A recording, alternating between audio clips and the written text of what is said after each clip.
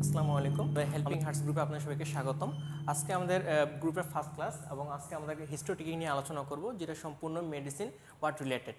তো আজকে আমি হিস্টোটিকিংয়ের ফার্স্ট যে টপিক্সটা আছে সেটা হচ্ছে যে particulars of the patient. Particulars of the পেশেন্টে বেশ কিছু টপিক্স নিয়ে আমরা আলোচনা করি। এর মধ্যে ফার্স্ট যে আমাদের টপিক সেটা হচ্ছে যে নেম। নেমের গুরুত্বটা কতখানি এটা আমাদের জানতে হবে।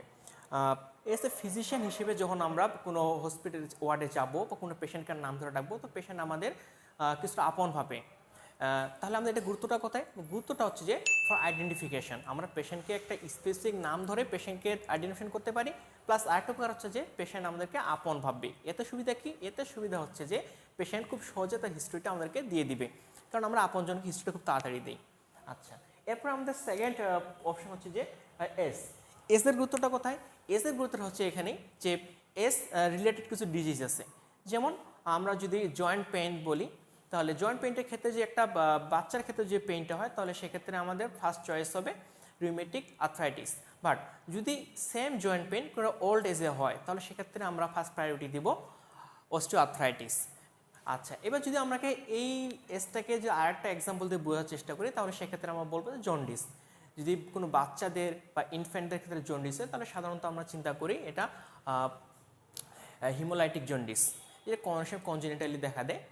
এরপর যদি অ্যাডাল্ট এজের কোনো জন্ডিস হয়, তাহলে সেটা চিন্তা করবো আমরা হেপাটোসেলুলার জন্ডিস। সেমভাবে যদি আমাদের ওল্ড এজের কোনো জন্ডিস হয়, তাহলে সাধারণত অবস্ট্রাকটিভ জন্ডিস হওয়ার চান্সটা অনেক বেশি। আচ্ছা, তাহলে এই যে একটা আমাদের বিভিন্ন এজ অনুযায়ী আমাদের ডিজিজটা চেঞ্জ হচ্ছে, এগুলো মাথায় রাখতে হবে। কিন্তু তার মানে যে ইনফ্যান্টের ক্ষেত্রে অবস্ট্রাকটিভ জন্ডিস হতে পারে না বা হেপাটোসেলুলার জন্ডিস হবে না, এমনটা কোনো ভাবার কারণ নেই, কারণ সবগুলো ডিজিজে হতে পারে, বাট আমরা চয়েস অনুযায়ী আমরা এটাকে ভাগ করছি আর কি।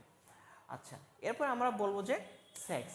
সেক্সের একটা কথাবার্তা হচ্ছে সেমভাবে যে বিভিন্ন সেক্স ওয়াইজ মেল বা ফিমেল ওয়াইজ আমাদের কিছু ডিজিজ আলাদা আলাদা হয়। যেমন আমরা বলতে পারি যে যদি আমাদের ডিফিকাল্ট ইন ব্রেথনেস যদি হয় বা শ্বাসকষ্ট হয়, সেক্ষেত্রে যদি আমরা মেলের ক্ষেত্রে চিন্তা করি, তাহলে আমরা ফার্স্ট চয়েস হচ্ছে COPD, chronic obstructive pulmonary disease. But যদি আমাদের এই শ্বাসকষ্টের একটা ফিমেলের ক্ষেত্রে হয়, তাহলে আমরা ফার্স্ট অপশনে রাখবো, ফার্স্ট চয়েসে রাখবো ব্রঙ্কিয়াল অ্যাসমা। আচ্ছা, এরপর আমরা রিলিজনের ক্ষেত্রে আমরা জানি আমাদের ক্ষেত্রে বেশ কিছু ধর্মে আছে, বা আমরা কিছু ধর্ম অনুযায়ী আমরা বলতে পারি যে আমরা খাই না, মানে ভেজিটেরিয়ান আর কি আমরা। তো সেক্ষেত্রে ভেজিটেরিয়ানদের একটা সমস্যা হয় কি, আমরা ভিটামিন B12 এবং ভিটামিন B9 ডেফিসিয়েন্সি হবে আমাদের।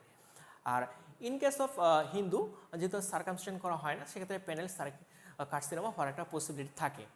এরপর আমরা অকুপেশন রিলেটেড কিছু ডিজিজ আছে, যেমন লং স্ট্যান্ডিং যারা থাকে, যেমন পুলিশ, সার্জন, এদের ক্ষেত্রে সাধারণত আমাদের ডিপ ভেইন থ্রম্বোসিস হয়, বা ডিপ ভেইন থ্রম্বোসিস হতে পারে, বা ভেরিকোজ ভেইন যেটাকে আমরা বলি। সেক্ষেত্রে আবার যারা আমাদের রাবার ফ্যাক্টরিতে কাজ করে, যে এনলিং ডাইনিয়া যারা ইউজ করে বা হ্যান্ডেল করে, সেক্ষেত্রে তাদেরকে আমাদের ব্লাডার ক্যান্সার একটা হওয়ার চান্সেস আছে। সেম যারা জুতে কাজ করে জেনেটিক ডিজিজ হতে পারে। আবার যারা আমাদের ডাস্টে থাকে বা ডাস্ট কোম্পানিতে থাকে বা বিভিন্ন ধুলাবালি যুক্ত এলাকায় থাকে, তাকে অ্যাসমা হওয়ার একটা পসিবিলিটি আছে এখানে। আচ্ছা, এবার সে অ্যাড্রেসের একটা ভূমিকা আছে। সেই ভূমিকাটা হলো কি, যে আমরা কিছু জায়গা অনুযায়ী কিছু এলাকা অনুযায়ী কিছু ডিজিজ থাকে। যেমন আমরা যেগুলো নর্থ বেঙ্গলে আমাদের ম্যালেরিয়া হওয়ার চান্সেস একটা আছে। সেমভাবে আমরা ওয়ার্ডে যখন ওয়ার্ডে ঘোরার সময় যে কোনো পেশেন্টের দেখি আমরা যে জ্বর আছে, তাহলে আমরা একটা চিন্তা করি বা একটা কোয়েশ্চেন করি যে আপনার বাসা কোথায়, বা আপনি কি রিসেন্ট কোনো ঢাকা ভ্রমণ করছেন কি না। যদি হ্যাঁ, তার ঢাকা ভিজিট করা বা ভ্রমণ করা একটা হিস্ট্রি থাকে, তাহলে আমরা বলতে পারি যে তার ডেঙ্গু হওয়ার একটা চান্সেস আছে, বা আমরা ধরে নিই যে ডেঙ্গু। ইনকেস সেমভাবে আমরা যদি চিন্তা করি যে ময়মনসিংহ বা জামালপুর, তাহলে কালা জ্বর হওয়ার একটা চান্সেস আছে। এই এলাকা ভিত্তিক আমাদের অসুখগুলো বা ডিজিজগুলো হয়, সেক্ষেত্রে এটা আমাদের অ্যাড্রেসে একটা ভূমিকা রাখতে পারে। মেরিটাল স্ট্যাটাস হচ্ছে যে আমাদের সেক্সুয়াল ট্রান্সমিট ডিজিজগুলো এইটার মাধ্যমে হয়, যে সেই মানুষটি মেরিট কিনা, পেশেন্ট আমাদের মেরিট বা আনমেরিট, এগুলো আমরা এখানে জানতে পারি। আচ্ছা, এবার সে date and time of admission. Date of time examination ভূমিকা হচ্ছে কি, একটা পেশেন্ট কোন মুহূর্তে ভর্তি হয়েছে আমরা জানতে পারি। ধরেন আপনার কাছে আপনি একটা পেশেন্টের ফাইল দেখলেন, তো সেখানে দেখলেন একটা পেশেন্ট ভর্তি হয়েছে সকাল 10টায়, ঠিক একইভাবে একটা পেশেন্ট ভর্তি হয়েছে রাত 2টায়। তাহলে আপনি বুঝতে পারতেছেন যে যেই পেশেন্টটা রাত 2টায় ভর্তি হয়েছে, তার কন্ডিশনটা নিঃসন্দেহে খুব একটা ভালো ছিল না বা খুবই সিরিয়াস ছিল, যে জন্য সে রাত 2টার দিকে হসপিটালে ভর্তি হয়েছে। তাহলে আমরা একটা অ্যাডমিশন টাইম এবং ডেট দেখে বুঝতে পারি যে পেশেন্টের অবস্থা কী ধরনের ছিল, সে কোন পজিশনে বা কী সিচুয়েশন আসে হসপিটালে ভর্তি হয়েছে, এটা আমরা জানতে পারি এখান থেকে। আরেকটা আছে ডেট টাইম এক্সামিনেশন, আমি যে টাইমে এক্সামিন করতেছি ঠিক সেই টাইমটা মেনশন করতে হবে আমাকে, সেই তারিখ এবং সেই সময়। এটার গুরুত্ব কী, তাহলে যেই পেশেন্টটা আমি হ্যান্ডেল করতেছি সেই পেশেন্টটা কখন ভর্তি হয়েছে, আমি যখন হ্যান্ডেল করতেছি তার সেভিয়ারিটি কমছে না বাড়ছে, এই জিনিসগুলো আমরা এখান থেকে সঠিকভাবে জানতে পারি, বা যেগুলো আমাদেরকে হিস্ট্রিতে বা একটা ডায়াগনোসিস করতে আমাদের সাহায্য করবে। এই পর্যায়ে আমরা ক্লাসের এই পর্যায়ে আমরা আলোচনা করব হিস্ট্রির বাকি অংশগুলো নিয়ে। যেমন আমাদের প্রথমে জিনিস আছে চিফ কমপ্লেন্টস। চিফ কমপ্লেন্টস আমার অনেক গুরুত্বপূর্ণ একটা জিনিস আমার হিস্ট্রি টেকিংয়ের ক্ষেত্রে। চিফ কমপ্লেন্টস জিনিসটা কি? চিফ কমপ্লেন্টস হচ্ছে যে পেশেন্ট যে সিমটমের জন্য বা যে ওষুধটার জন্য হসপিটালে ভর্তি হয়েছে সেটাকে আমরা বলি চিফ কমপ্লেন্টস। এখানে বেশ কিছু হতে পারে, অনেকগুলো হতে পারে, পেশেন্ট তো আর জানে না চিফ কমপ্লেন্টস কোনগুলো, তাই আপনাকে এখানে অনেকগুলো তার ওষুধের কথা বলবে, কিন্তু এস এ ফিজিশিয়ান হিসেবে বা এর যে মেডিকেল স্টুডেন্ট হিসেবে আপনাকে বুঝতে হবে চিফ কমপ্লেন্টস কোনগুলো। আচ্ছা, তাহলে আমরা বুঝবো কীভাবে চিফ কমপ্লেন্টস কোনগুলো এবং চিফ কমপ্লেন্টস সংখ্যা কতটুকু? চিফ কমপ্লেন্টস সাধারণত 3 থেকে 5টা হওয়া ভালো, একটা হইতে পারে, 2টা হইতে পারে, তবে সাধারণত 3 থেকে 5টায় বেশি হয়, তবে 5টার বেশি কখনোই হওয়া যাবে না। চিফ কমপ্লেন্টস আমরা তাহলে লিখবো কীভাবে? চিফ কমপ্লেন্টসের ক্ষেত্রে আমি আগেই বললাম পেশেন্ট যে কথাটা আপনাকে বলবে যেই ওষুধটার জন্য সে বাধ্য হয়ে হসপিটালে ভর্তি হয়েছে সেটাকে আমরা চিফ কমপ্লেন্টস বলবো। আচ্ছা, চিফ কমপ্লেন্টস তো এখানে একাধিক রোগ পেশেন্ট বলবে আমার এটা হয়েছে এটা হয়েছে, তাহলে আমরা সাজাও কীভাবে? এখানে 2 ধরনের কথা আছে, বা আমাদের টিচাররা সাধারণত 2টা জিনিসকে প্রায়োরিটিতে, একটা হচ্ছে ক্রোনোলজিক্যাল ওয়ার্ড অনুসারে, বা কোনটা আগে হয়েছে, কোন ওষুধটা আমার ডিজিজটা আগে হয়েছে সেটার উপর প্রায়োরিটি করে, এটা একটা হতে পারে। আর একটা কারণ হতে পারে যে সেভিয়ারিটি অনুসারে, যে ধরেন যে আমার জ্বর লাস্ট 7 দিন ধরে, কিন্তু আমার কাশি হয় 3 দিন ধরে, কিন্তু লাস্ট 3 দিন ধরে কাশি হওয়ার পরেও দেখা যায় যে আমার কাশির প্রবণতা খুব বেশি বা কাশির প্রভাবটা খুব বেশি জ্বরের থেকে, সেক্ষেত্রে আমরা সেভিয়ারিটি অনুসারে যদি দেই তাহলে আমরা প্রথমে দেব কাফ, সেকেন্ড দিন মধ্যে ফিভার। কিন্তু যদি আমরা ডিউরেশন অনুযায়ী চিন্তা করি বা ক্রোনোলজিক্যাল অর্ডার ধরে যদি চিন্তা করি তাহলে আমরা প্রথমেই দেবো ফিভার, 1 নম্বরে দেবো ফিভার, 2 নম্বরে দেবো আমরা কাফ। আচ্ছা, সেম ক্ষেত্রে পরের ক্ষেত্রে দেবো আমরা history present illness. History present ইলনেসের ক্ষেত্রে আমরা কী কী পয়েন্ট টাচ করবো? হিস্ট্রি প্রেজেন্ট ইলনেসে আমরা যে চিফ কমপ্লেন্টস যেটাকে লিখছি সেটাকে আমরা এখানে ইলাবোরেট করবো। আচ্ছা, আমি কিছু একটা কথা বলতে ভুলে গেছি, হচ্ছে যে চিফ কমপ্লেন্টস। চিফ কমপ্লেন্টস লেখার সময় আমাদের সবসময় পেশেন্টের ভাষায় লিখতে হবে, আমরা কোনো মেডিকেল টার্ম ইউজ করতে পারবো না, এটা আমাদের মাথায় রাখতে হবে। কিন্তু প্রেজেন্ট ইলনেস কিন্তু আমরা চাইলে আমরা মেডিকেল টার্ম ইউজ করতে পারি, যেমন আমাদের পেন বলি, পেনটা কোথায় হয়, কেন হয়, সাইট, এগুলো নিয়ে আলোচনা করতে হবে। প্রেজেন্ট ইলনেসের ক্ষেত্রে আমরা এই বিষয়গুলো নিয়ে আমরা ইলাবোরেট করবো, আমরা যে বিষয়গুলো চিফ কমপ্লেন্টসে বলছি। যেমন আমি যদি বলি আমি চিফ কমপ্লেন্টস থেকে পেইন, তাহলে আমার পেনটা কীভাবে ইলাবোরেট করবো?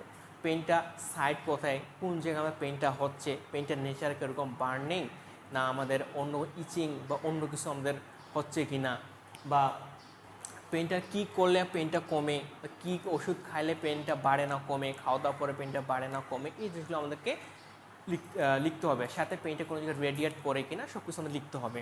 পেন নিয়ে আমাদের বিস্তর ক্লাস আমরা পরবর্তী কোনো একটা ভিডিওতে পেয়ে যাবেন ইনশাল্লাহ। আর এছাড়া প্রেজেন্ট ইলনেসে আমরা আরও কিছু জিনিস আমরা লক্ষ্য করব, যেমন আমাদের বয়েল মুভমেন্ট ঠিক আছে কিনা, ব্লাডার ঠিক আছে কিনা, স্লিপিং প্যাটার্ন, এগুলো আমরা অ্যাড করব। এগুলো পেশেন্ট ক্ষেত্রে লিখবো, যদি তার কনস্টিপেশন আছে কিনা, ডায়রিয়া আছে কিনা, এটা আমরা বায়োল হ্যাবিটের মধ্যে পাচ্ছি, ব্লাডার হ্যাবিট রেগুলার বা ইরেগুলার, তার মিক্সুরেশন রিফ্লেক্সটা ইনটেক্ট আছে কিনা, এগুলো পেশেন্টটার ডায়াবেটিক্স কিনা, ডায়াবেটিকের পেশেন্ট কিনা, বা তার হাইপার টেনশন আছে কিনা, এই জিনিসগুলো আমরা প্রেজেন্ট ইলনেসে মেনশন করবো। এটা আমরা প্রতিটা ক্ষেত্রে আমরা এটা মেনশন করে দেবো। এবার আমাদের 4 নম্বর যেটা আছে যে history past illness. History past illness কি? এই যে আমরা পেশেন্টটাকে নিয়ে আমরা ডিল করতেছি, পেশেন্টটা পূর্ববর্তী কোনো অপারেশন করা হয়েছে কিনা এই রোগ রিলেটেড, বা পেশেন্ট কোন রোগে ভুগতেছে কিনা দীর্ঘদিন ধরে, এগুলো আমাদের এখানে মেনশন করতে হবে, বা কোনো অপারেশন স্কার মার্ক আছে কিনা বডিতে কত, এগুলো আমাদের এখানে মেনশন করতে হবে। পরে আসে ফ্যামিলি হিস্টোরি। ফ্যামিলি হিস্ট্রিটা একটু ভূমিকা পালন করে, সেটা কেমন? সেটা হচ্ছে যে ফ্যামিলি কিছু কিছু ডিজিজ আছে যেগুলো আমাদের ফ্যামিলি থেকে এক বংশতে আরেক বংশে যায়, বা মানে বাবা মা থেকে চিলড্রেনে আসে, বা এরকম কিছু অসুখ আছে। তাহলে কী কী অসুখ আছে এখানে? আছে ডায়াবেটিস মেলাইটাস হতে পারে, ব্রেস্ট ক্যান্সার হতে পারে, কোলন ক্যান্সার হতে পারে, এই জিনিসগুলো হতে পারে এখানে। ডায়াবেটিস মধ্যে ডায়াবেটিস টাইপ 2 ডায়াবেটিস মেলাইটাসটা হওয়ার চান্সেস অনেক বেশি। আচ্ছা, এখানে আবার ফ্যামিলি হিস্ট্রির মধ্যে আমার তো স্ত্রী আছে, সন্তান, তাদেরও ওষুধ আমরা বলতে পারি, তাই না? বা বাবা মা ভাই বোন লিখতে পারি, আমি লিখবো কোনটা? আমরা মনে রাখবো ফ্যামিলি হিস্ট্রিতে শুধুমাত্র ফার্স্ট ডিগ্রি রিলেটিভ যারা, তাদের হিস্ট্রিটা আমরা তুলে নিয়ে আসবো। যেমন এখানে ফার্স্ট ডিগ্রি রিলেটিভ বলতে কারা বুঝবো? আমার বাবা মা ভাই বোন, এদের বাবা মা ভাই বোন, চাচা ফুপু, সব থেকে ভালো হয় বাবা মা ভাই বোনের 4টা ইনক্লুড করা। এই 4টা ইনক্লুডের মধ্যে তাদের কোনো এই পুরুষ রোগ আছে কিনা, যেমন আমরা কিছু আগে পেশেন্টটা ধরলাম যে পেইন ছিল, ধরেন তার ইপিগ্যাস্ট্রিক পেইন, তো ইপিগ্যাস্ট্রিক পেইনটা তার বাবার বা মার বা ভাই বোনের কারো ছিল কিনা সেটা আমাদের এখানে মেনশন করতে হবে এই ধরনের। আচ্ছা, পুরো একটা পার্সোনাল হিস্ট্রিতে, পার্সোনাল হিস্ট্রিতে আমার পেশেন্টের নিজের সম্পর্কে লিখতে হবে। যেমন পেশেন্টটা যে অসুখে ভুগতেছে তার কোনো সেই অসুখটার কোনো পূর্ববর্তী কারণ আছে কি না, যেমন সেই স্মোক করে কি না, তারপর তার স্লিপিং প্যাটার্ন কী ধরনের। আচ্ছা, এবার আমরা আলোচনা করবো পার্সোনাল হিস্ট্রি নিয়ে। পার্সোনাল হিস্ট্রি নিয়ে আমরা কী নিয়ে আলোচনা করবো? ফ্যামিলি হিস্ট্রিতে আমরা ফার্স্ট ডিগ্রি রিলেটিভ নিয়ে আলোচনা করি। তাহলে ফার্স্ট ডিগ্রি রিলেটিভ বাদে যারা আত্মীয় স্বজন থাকবে তাদেরকে নিয়ে আমরা আলোচনা করতে পারি পার্সোনাল হিস্ট্রিতে। যেমন আপনার স্ত্রী বা পেশেন্টের স্ত্রী বা পেশেন্টের বা ছেলে মেয়ে আছে কিনা, তার এই অসুখটা আছে কিনা, আপনার যে অসুখটা আছে সেটা আপনার ফ্যামিলিতে বা আপনার ছেলে মেয়েদের অসুখটা আছে এটা জানতে হবে। পাশাপাশি আপনার স্ত্রীর এই ধরনের কোনো রোগ আছে কিনা, পাশাপাশি আপনার পার্সোনাল হাইজিন মেনটেন করেন কিনা, আপনি ম্যালনিউরিস্ট কিনা এটা জানতে হবে। আপনি আবার স্মোকার কিনা, কারণ স্মোক হলে আমাদের লাং ক্যান্সার হয়, ইসোফেজিয়াল ক্যান্সার হয়, কার্সিনোমা হয়, এগুলো আমাদের এই ক্ষেত্রে রোগগুলো আসতে পারে। ওদের সামনে ইমিউনাইজেশন হিস্ট্রি, ইমিউনাইজেশন হিস্ট্রিটা অনেক অনেক বেশি ইম্পর্টেন্ট। কারণ ইম্পর্টেন্ট বলে দিই কেন হচ্ছে যে আমরা পেশেন্টের যখন বয়স নিব আমরা বা পার্টিকুলার পেশেন্টের যখন আমরা লিখছিলাম এস, সেক্ষেত্রে আমরা বুঝছিলাম যে মেল ফিমেলস একটা ডিস আলাদা হতে পারে। সেমভাবে এখানে এস, যে সাধারণত আমরা যে ইপিআই শিডিউল মেনটেন করি, ইপিআই শিডিউল চালু হয়েছে 1979 সালে। তাহলে পেশেন্টের বয়স সেটা রিলেটেড। যদি কোনো পেশেন্টের বয়স দেখা যায় তার জন্মসাল 1979 আগে, সেক্ষেত্রে কিন্তু সে ইমিউনাইজড না ইপিআই শিডিউল অনুযায়ী। কিন্তু যদি তার বয়স এর থেকে বেশি হয় তাহলে আমরা একটা জিজ্ঞাসা করে নেব যে আপনি ইপিআই শিডিউল অনুযায়ী আপনার ভ্যাকসিন দেওয়া আছে কি না, এটা আমরা জেনে নিতে হবে।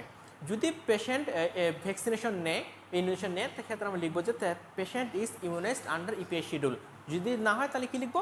তার patient is not immunised under EPI schedule. তারপর ট্রিটমেন্ট হিস্ট্রি, ট্রিটমেন্ট হিস্ট্রি হচ্ছে যে পেশেন্ট যে রোগে এখন আসে ভর্তি হয়েছে সেটা কোনো ট্রিটমেন্ট করতেছে কি না, বা এর আগে এই ধরনের ওষুধ হওয়ার পর কী ট্রিটমেন্ট করছে, কী ওষুধ খাইছে, কী ড্রাগ নিছে, এইগুলো জানতে হবে আমাদেরকে, বা এই হিস্ট্রিটা আমরা নিব পেশেন্টের ক্ষেত্রে। এবার কিছু কিছু আসে যেমন কিছু ড্রাগ লং টাইম ইউজ করলে আমাদের সাইড ইফেক্ট হয়, যেমন স্টেরয়েড জাতীয় ওষুধ যদি আমরা বা মেডিসিন যদি আমরা নেই তাহলে সেক্ষেত্রে আমাদের ওয়েট গেইন হয়। যদি আমরা ওরাল কন্ট্রাসেপটিভ পিলস যদি কোনো পেশেন্ট ইনটেক করে তাহলে সেক্ষেত্রে লেগ সুয়েলিং হওয়ার পসিবিলিটি আছে, ওয়েট গেইন হতে পারে, এগুলো হতে পারে। এরপর আসে আমরা blood transfusion history. Blood transfusion হিস্ট্রিতে পেশেন্ট কাউকে ব্লাড দিচ্ছে কিনা বা নিচ্ছে কিনা এটা আমরা জানতে হবে, কেননা এর মাধ্যমে কিছু আমরা ব্লাড বর্ন ডিজিজ আছে এগুলো ট্রান্সমিট হতে পারে। তাহলে ব্লাড বর্ন ডিজিজ এখানে 5টা ডিজিজ আমরা বলবো, সেই 5টা ডিজিজ হচ্ছে hepatitis B, hepatitis C, syphilis, malaria and AIDS. এই 5টা আমাদেরকে ডিজিজকে আমরা বলি ব্লাড বর্ন ডিজিজ। এই 5টা ডিজিজ কিন্তু আমাদের এই ব্লাড ট্রান্সফিউশনের মাধ্যমে ছড়াতে পারে। আচ্ছা, সাথে আমাদের দেশে ব্লাড ট্রান্সফিউশন করার আগে 2টা টেস্ট করা হয়, একটাকে আমরা বলি ক্রস ম্যাচিং টেস্ট, একটাকে স্ক্রিনিং টেস্ট। ক্রস ম্যাচিং টেস্টের কাজ হচ্ছে যে রিসিপিয়েন্ট এবং ডোনর এই দুটার ক্ষেত্রে ব্লাড গ্রুপ সেম কিনা, ম্যাচ করছে কিনা দেখা হয়, বা কোনো রিয়াকশন হচ্ছে কিনা অ্যান্টিজেন অ্যান্টিবডির মধ্যে এটা দেখা হয় সেখানে। আর স্ক্রিনিং টেস্টে এই যে ব্লাড বোর্ন ডিজিজগুলো আছে কিনা এগুলো আমরা সেখানে চেক করি। কিন্তু দুঃখের বিষয় হচ্ছে আমাদের দেশের ক্রস ম্যাচিংটা করা হয় কিন্তু এই স্ক্রিন টেস্টটা করা হয় না। এবার সব আসি আমরা গাইনিকোলজিক্যাল বা মেনস্ট্রুয়াল হিস্ট্রি। এটা আমাদের মেল পেশেন্টের ক্ষেত্রে লাগবে না, কিন্তু যদি ফিমেল পেশেন্ট তাহলে অবশ্যই আপনাকে এই হিস্ট্রিটা নিতে হবে। এই গাইনিকোলজিক্যাল এবং মেনস্ট্রুয়াল হিস্ট্রির মধ্যে আমরা 2টা টপিক্সে ভাগ করতে পারি। একটা হচ্ছে মেনস্ট্রুয়াল হিস্ট্রি। মেনস্ট্রুয়াল হিস্ট্রির মধ্যে আমরা কিছু কিছু ডিজিজ নিয়ে আমরা ধারণা পেতে পারি, যেমন মেনোরেজিয়া, অলিগোমেনোরিয়া, এই মেনোরিয়া এই ডিজিজগুলো আমরা জানতে পারি, কিন্তু পেশেন্ট তো বুঝে না যে মেনোরেজিয়া কী, এই মেনোরিয়া কী, অলিগোমেনোরিয়া কী। এই জিনিসটা আপনার হিস্ট্রি নেওয়ার মধ্যে আপনি এস এ ফিজিশিয়ান হিসেবে আপনি এটা বুঝতে পারবেন। যেমন তাহলে আমরা মেনস্ট্রুয়াল হিস্ট্রি নিব কীভাবে?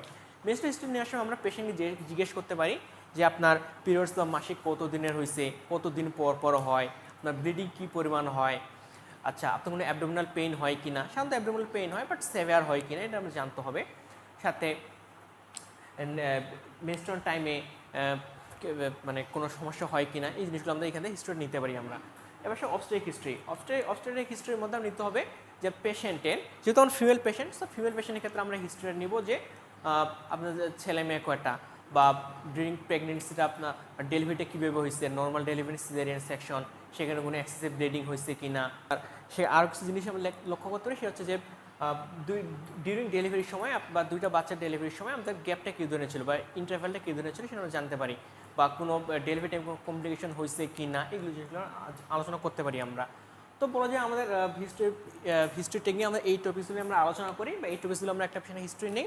এছাড়া আমাদের জেনারেল ফিজিক্যাল এক্সামিনেশন কিছু আছে, কিছু সিস্টেমিক এক্সামিনেশন আছে, আমরা সেই টপিকসগুলো নিয়ে পরবর্তী ভিডিওতে আমরা আলোচনা করব, পরবর্তী ক্লাসে আপনারা পেয়ে যাবেন। আর এই যে এতটুকু জিনিসটা আমরা বলছি, এর মধ্যে আপনারা হয়তো অনেকে বলবেন ভাই আমরা তো অনেক কিছু লিখতে পারিনি, এত অনেক ফাস্ট বলছেন, তো সেগুলো সমস্যা করার কিছু নেই। আমরা কমেন্ট বক্সে একটা পিডিএফ দিয়ে দেবো, আপনার সেখান থেকে সব কিছু কালেক্ট করতে পারবেন। আমি যা কিছু বলছি সব কিছু পিডিএফ আকারে পেয়ে যাবেন। আর আমাদের সাথে থেকে এতক্ষণ ধন্যবাদ, আশা করি আমাদের সাথে থাকবেন আর আমাদের ফেসবুক গ্রুপ এবং ইউটিউব চ্যানেলের সঙ্গে যুক্ত থাকবেন। ধন্যবাদ।